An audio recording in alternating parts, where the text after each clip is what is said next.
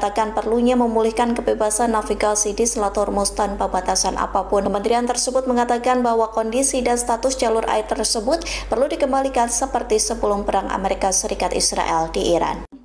Agen keamanan Iran secara diam-diam menguburkan jenazah warga negara Swedia. Hal itu dilakukan seusai warga Swedia dieksekusi mati dan dikuburkan di pemakaman massal. Iran disebut mencoba menghilangkan jejak lokasi pemakaman warga Swedia itu. Dikutip dari Iran Internasional, pada Selasa 5 Mei, warga Swedia itu bernama Kauros Keivani. Jenazahnya secara diam-diam dimakamkan di daerah Kafaran di luar Teheran. Adapun Kafaran dikenal sebagai tempat pemakaman yang terkait dengan tahanan politik yang dieksekusi. Keivani dikuburkan setelah dieksekusi pada 18 Maret 2026 atas tuduhan mata-mata Israel. Bahkan keluarga tak diberitahu soal eksekusi Keivani. Lantas, agen keamanan Iran menguburkan jenazah Keivani pada 23 Maret 2026. Kemudian keluarga Keivani mencoba menandai lokasi kuburan dengan batu. Namun pihak berwenang Iran menyingkirkannya untuk mencegah lokasi pemakaman tersebut teridentifikasi.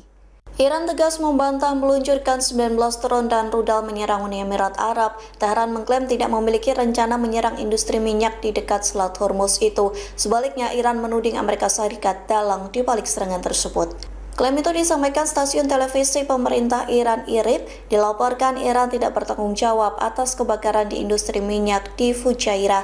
Iran menyebut kebakaran itu merupakan petualangan militer Amerika Serikat. Sumber yang tak disebutkan namanya mengatakan insiden itu diakibatkan aksi militer Amerika Serikat. Pihaknya menduga Amerika Serikat melakukan hal itu bertujuan untuk menciptakan jalur bagi transit ilegal kapal melalui rute terlarang di Selat Hormuz. Ia menambahkan para pejabat Amerika Serikat harus mengakhiri apa yang ia sebut sebagai penggunaan kekerasan diplomasi. Iran juga mendesak Amerika Serikat menghentikan tindakan yang disebutnya petualangan militer di wilayah minyak yang sensitif. Diketahui sebelumnya Uni Emirat Arab mengklaim 19 rudal dan drone Iran menyerang pada Senin 4 Mei. Akibat serangan itu 3 warga terluka dan sekolah dilakukan secara daring.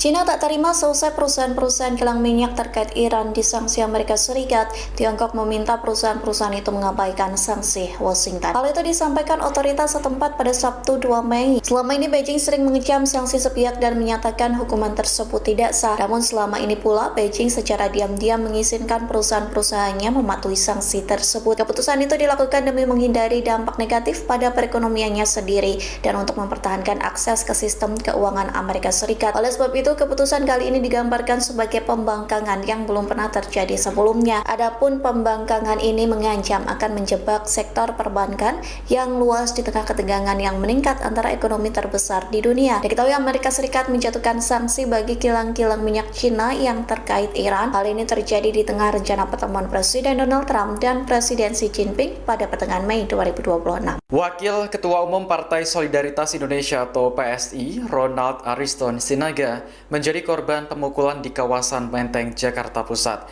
Insiden pemukulan itu diunggah Wakil Ketua Komisi 3 DPR, Ahmad Sahroni, lewat akun Instagramnya Senin kemarin. Saroni meminta bantuan kepada Polsek Menteng, Polda Metro Jaya, hingga Divisi Humas Polri. Menurutnya, aksi premanisme semacam ini tidak bisa dibiarkan. Sementara itu, Ronald atau yang akrab disapa Bro Ron menjelaskan kronologi kejadian. Semula, ia menemani karyawan PT SKS untuk beraudiensi ke kantor firma hukum Michael Putra dan Partners di Jalan Suroso Cikini, Kecamatan Menteng. Audiensi ini terkait dugaan penggelapan dana PT SKS senilai 9 miliar rupiah. Menurut Ronald, ia diajak karena dianggap mengenal pimpinan kantor MPP. Audiensi juga dilakukan bersama dengan aksi karyawan PT SKS di depan gedung kantor MPP. Tiba-tiba datang 3 orang yang mengatasnamakan pihak keamanan sekitar pukul 18 waktu Indonesia Barat. Setelahnya terjadi adu mulut antara 3 orang tersebut, karyawan PT SKS dan Ronald. Menurut Ronald, 3 pria berhasil dipukul mundur oleh anggota Polsek Menteng